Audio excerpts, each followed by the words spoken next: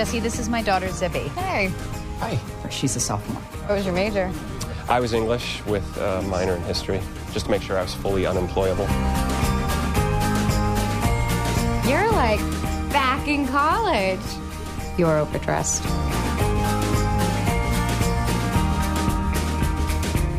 I don't know if you know this, but I'm a few years older than you.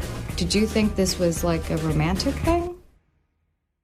Just kidding. We connect really well, don't you think? I just can't figure out if it's because you're advanced or because I'm stunted. Because I'm advanced. Anybody know what liberal arts degree is exactly? Yeah, it's a clown college degree, right? I think it's like the opposite of a conservative arts degree. So if you go to like one of those really hippie schools, they give you a liberal arts degree. Shut up, Brian. Is that not it? I literally don't know. Seriously, at Spill, it's okay to say, I don't know. I don't know. We say that. Je ne sais pas. We say that. We don't say that enough sometimes. Yeah. We got every motherfucker correcting us. We need on to the say it more comments. liberally. I take it, it's one of those degrees where you're well versed in history and English and literature, and you can't get a job doing shit. But It's either jack of teaching- all shit. Yeah, jack of all shit. Fucking liberals and their arts. It's a socialist degree is what it is. Their goddamn finger paintings. I was hoping I'd learn at least that much seeing the movie. But oh well. Now this movie, I've never seen this guy before, Josh Radnor. Oh, yeah. But man, this kid, he wrote, directed, and stars in this movie. Oh, really? Yeah. Oh, okay. Yeah. I thought it was somebody else directed it, but okay. No. Oh, wow. It's him totally. Wow. But he's a guy who's he's come from academia. Guy, he's all about literature. Just loves it, and he's got a job at admissions. Kind of a dead end job. This is the kind of job you get. It's something. It's admissions. Yeah, yes. admissions. But he hears from an old teacher played by Richard Jenkins, who I like to refer to as the other Bryan Cranston, who's retiring from his job. One of his favorite professors. He's like, hey, they're throwing me a retirement party. I thought it'd be great if I had some of my old students come and just say some nice things about me. Tell some lies or whatever. He's like, man, you my second favorite teacher. You bet. Yeah. And don't forget that this guy is just getting out of divorce too, so he's just happy to be invited anywhere. Yeah, right. I forgot about that. Yeah. And so, hey man, back on campus, he's like, wow, I forgot what it was like. This was awesome. This was the best time of my life. The trees and the books and the teachers and the girls. This is all right. This was the life for me. Yeah, he's got a hard on for poetry. He's just like running around in the grass, laying down and thinking about life. A hard on for rolling around in the grass. Yes. I was like, well, somebody beat the fuck out of this guy already. Where is the bully at? Yeah. Well, it's funny because I really kind of, even though I never went to a university like that, like through him, I was like, man, I can see how this guy's enjoying himself. I actually went to the UT campus and just started rolling around. That's a lie because you would have been attacked by squirrels had you done that. Yeah. But he's hanging out with his teacher, his old teacher, and his teacher's friends, and they bring their daughter along, little 19-year-old Elizabeth Olsen, and they hit it off. Mm-hmm. I mean, they really do. It's like they have such a great chemistry together. But he's 35, she's 19. But which is the ultimate. But at the same time, like, hey, man. At the same time, she is Elizabeth Olsen, and she's fucking adorable. Yeah, so. she's adorable, and she's those eyes. actually bumping to her, and she's like, hey. She's the Olsen twin God didn't fuck up. So, and she's clearly being flirty, but hey, man, that's fine. She's what my girls friend's do when they're in daughter, college. and well, I guess I could call her, or maybe respond, and pretty soon we got a situation possibly bubbling up. But that's one major part of this movie is like, it really is. It is that thing. It's, this movie is ultimately about, growing up and moving on. Yeah. Which a lot of us need to watch sometime. A lot of people should watch this. I think a lot of us are still stuck in that mentality of, even though we're like in our, 20s or 30s, or some of us even in our 40s. I won't point fingers. Don't look over here. It's about a guy having like a life-altering experience at college years after he's already left college. Right. Mm-hmm. Like he goes back to school, but he doesn't take a single class. At first I was like, ooh, this guy's pathetic, because he reminded me of a guy who I knew that went back to high school a year after he graduated, yet he came back still wearing wearing his Letterman jacket. Oh. Still like, I'm like, oh man, you motherfucker, you got lost on And that your guy way became to life. Matthew McConaughey. Yeah. I call those guys dreambleberries because they're just holding on to that dream. It's just dangling there. They're just making sure it doesn't fall off. Holding on tight. Yep. Yeah, but I mean, there is an aspect of where I think it's somewhat relatable. But I mean, the most intriguing thing about this movie was the relationship between him and Elizabeth Olsen. Elizabeth Olsen, which, by the way, this is the first movie I've seen with Elizabeth Olsen. Oh, really? I haven't seen you didn't see her prior Mary, movies. Martha, No. Maybelline, No. Magda, Maybelline, no. Margaret. No, Or I'm back- assuming you didn't see Silent House either. No, I didn't. That's good. I didn't see any of those, and I have to say, she really like blew me away. Oh, Just she's her great. performance was Actually, awesome. Through this whole movie, it was like I saw this right by the tail end of Fantastic Fest. Mm-hmm. And Fantastic Fest was so much fun. You see so many movies with horror, sci-fi, crime.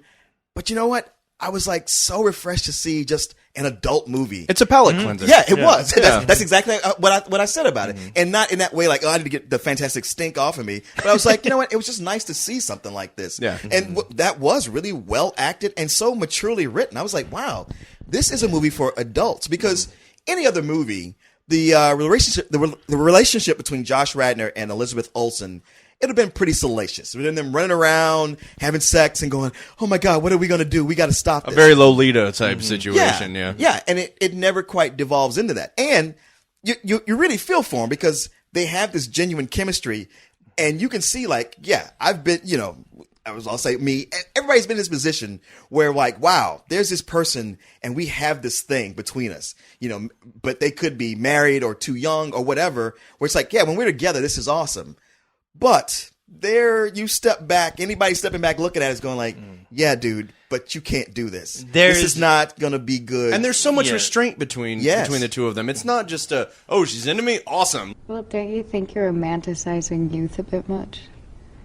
Yeah, because it's just as hard and annoying to be young as it is to be old, I'm assuming. Not that you're old, because, you're not. Look, I get the whole we're all equal argument, and it's kind of true, but it's also kind of not true. Like, okay, I feel different now than I felt when I was here, and I hate to break this to you, but so will you. I love the scene, and they do this without any dialogue at all, where he's literally just writing numbers. And it's like 35 minus 19, okay, and then he writes, when I was, she was, and then he starts doing that, and then he writes, when I am, she'll be. And, like, you see, like, on the first part where he says, when I was, she was, you can see him just, like, really, like, downtrodden. And then as soon as he does the other sections, like, well, okay. Like, he's like, weighing the pros and cons without saying a word. It kept making me think, wow, why didn't Bill Murray have a scene like that in Lost in Translation, the whole time. Where I would have loved to have seen the math on that, Well, I think when it's Scarlett Johansson, you don't even bother to do the You math. are unencumbered with morality when it's Scarlett Johansson. I wanted him to write Scarlett Johansson 40, me dead. But I mean that's the part of this movie that I really fell in love with, and maybe because it kind of struck home with me. Because I mean that's what I love about movies, and something that really like resonates, especially if you've ever been in a somewhat relationship with somebody where, sure, you have that age gap, yet I mean you feel a connection that you really don't feel with a lot of people. But at the same time, it becomes a moral issue for you. And how do you go by, like, addressing that? Do you just pretend like, okay, fuck it, I'm having a good time. This isn't going anywhere. But do you do a Billy Brooks and just go, oh, I don't care if it's 20 years difference between us. Yeah. I'm gonna do this anyway. Yeah, I don't give a shit. Do you see my car? Yeah, no. But I mean, there's plenty of beautiful moments like that. Just well written. The best moment for me though was the pivotal part where you see this guy. It finally hits him in the face with the whole age thing. Is that when she introduces him to the Twilight book, even though it's not the Twilight book, but I'm like, it is. But it was scary because I had that very same thing happen to me where somebody I knew was reading that book, and I was like, why are you reading this? And she's like, well, just read it. Everyone can hate something, and when you read it, you're like, okay, and you're just like, why are you reading this, and why am I reading this? Why am I so invested now in this relationship that I've taken myself to that level? They could have totally gone with, like, she makes him read it, and they could have totally done the thing where it's like, oh, I actually kind of like it. But she's like, and they get into their little book club scene, and she's like, I like it, it's fun, it makes me happy. It's not Tolstoy, but it's not television. And then he just quietly goes, this is the worst book that has ever been written in the English language. And I was like, fuck yeah! Oh, man. But you know what? That scene actually, it evolves into something else at the end of the movie. Oh, yeah. And it is one of those things that, like, really hit me hard. But I was like, wow, a movie that can talk to me in a way where I'm like, okay, maybe I'm not the only person who's had this type of moment, which is why it really, like, did a number on me. But I mean, there are other things going on in this movie, especially I like the small little subplot they had with the teacher who he was retiring. Sure. Yet he was afraid of, in some ways, he was afraid of leaving this world that he's just been a part of for so long, and he was like terrified. Oh yeah. And the scenes that was the actor again? What's the Richard Jenkins? Richard Jenkins. Oh man, that guy delivered on such a level. He's great in everything. Yeah, if he were to give a bad performance, that's when I'd be shocked. I mean, you've hit on it. That's what the whole movie's about, is the fear of transition. Like, everybody in this movie is dealing with, like, this big upheaval in their life, and of course, it all centers around a college campus because even though they're of varying ages, like, for a lot of us, that is one of the big turning points in our life. So they've made it both a literal and a figurative thing. It's like the college is where everything changes, either like as a physical location or you're at that point in your life. And you know, one of the things that really like blows it all up is for him to finally hook up with his crush, the professor he always had the crush on, and how horribly that goes. Oh, so bad. I love movies where a guy is really fighting to get something and then gets it. He achieves that thing he wants, only to realize it, like, wow, this is not nearly as good as I thought it was going to be. And then she reads him a poem called Ode to a Grecian Burn. You know, it's funny for me. It's like you cite the whole Twilight thing, but to me, it's like, yeah, if there's a young girl and you might have a connection and all, and you're like, hey man, I'm just looking through my eyes. I don't feel old inside, and age is just a number. But when you get to our dorm room and it's just like a collage of Justin Bieber and teddy bears all over the room, that should be your wake up. That should be that cold splash of water where you go, what was your name? Amber? I mean, yeah, like, I got to get out of here. You see the My Little Ponies before all your dad like shows up. Oh man, but I mean, like I said, this is a movie that you honestly told me, Leon, like you should see this. Yeah. And I'm actually really glad I did, because this ended up turning out to be like one of my favorite movies I've seen this year, honestly. And just because, like I said, once again, it is just a movie that strikes so many chords, and it's a movie, you know, about growing. And I love stories like that, especially when they're really smart and really, you know, well written, well acted. I mean, this guy, if he, you know, wrote, produced, acted, I mean, it's funny to think when you said that, I was like, wow, this reminds me of another movie that somebody did that with. And it automatically hit me, Garden State. Where I'm like, I hope this isn't the last we see of this guy, where it's just his one movie he gets I hope not either, because all I kept thinking was like, man, I really want to see him do more stuff, because he had so much charisma. I just like that guy. He really and did. I love him on How I Met Your Mother. That's one of my favorite shows. Yeah, he's the main guy on How I Met Your Mother. Oh, I had no idea. And he's great on that show, and that's why I was really excited to watch this movie. But you mentioned Garden State. As much as I like Garden State, it does have a tendency to get a little too precious, like quirky to the point of being precious. And I felt like this movie never had that moment. It never had that moment that was just weird for weird's sake, and just kind of like, look how off kilter we are. And it's like, no, these are real people, and you can totally buy their story, every high and every low. And I really enjoyed that about it. And nothing about it felt random or padded out. All of it meant something. Every small relationship meant something. We haven't even covered everything that's in it. But I also love the fact that, you know, we're in a time where no academia can never be brought up without people making fun of it. It's like we live in such a time with a fear of intelligence, or people who are into things that are intellectual, or even literature. It's almost like, why you want to read that, fag? You know, but this is this movie wasn't afraid to celebrate that and go like, hey, this is actually really cool.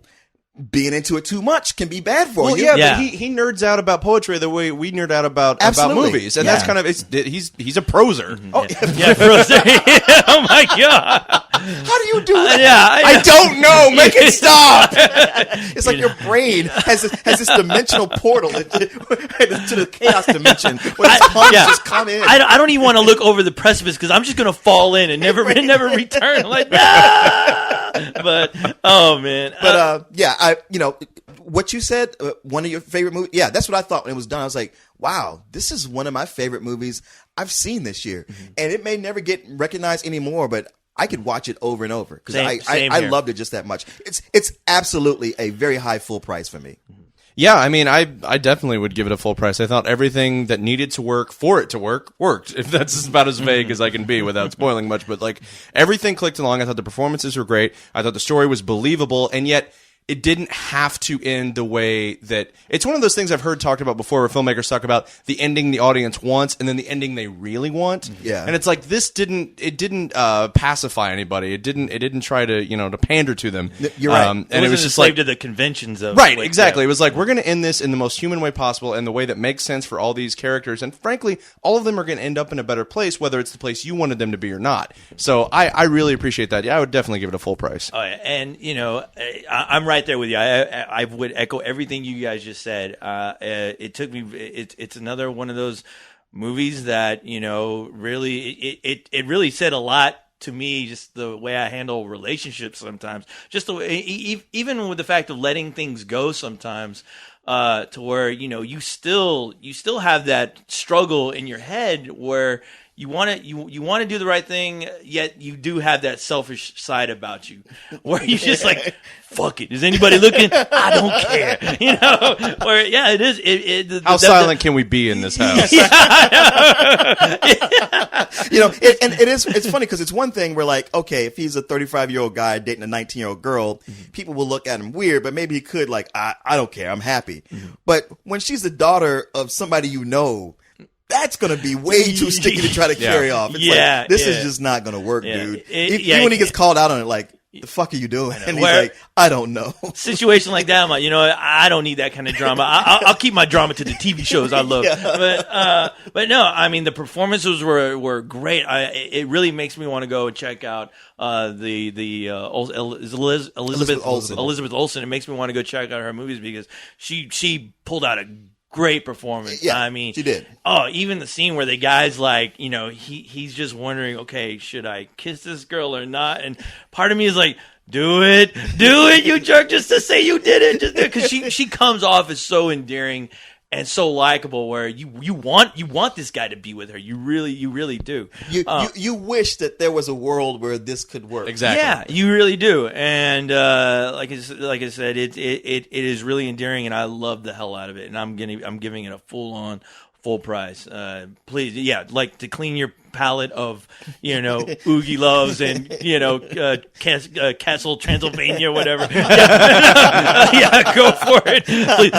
There's some movies you need to see. Wait, was that also called Sandler's Quest? Quest, Hotel Sandler. But no, I definitely think there are quite a few of my friends that I would actually love to show this movie to, just to kind of see them like look at it and go, oh, okay. Man, your friends be like, he's stupid. I'd hit that. You're absolutely right. If there's grass on the field, play ball. Time to play, yeah. Go ahead and hit that, Nerdsworth. All right, get out of my house. One of the things I loved about being here was the feeling that anything was possible. You get out of school and anything could happen. And then you do get out and life happens. So you're saying I should prepare myself for suckiness? No, a liberal arts education solves all your problems. In a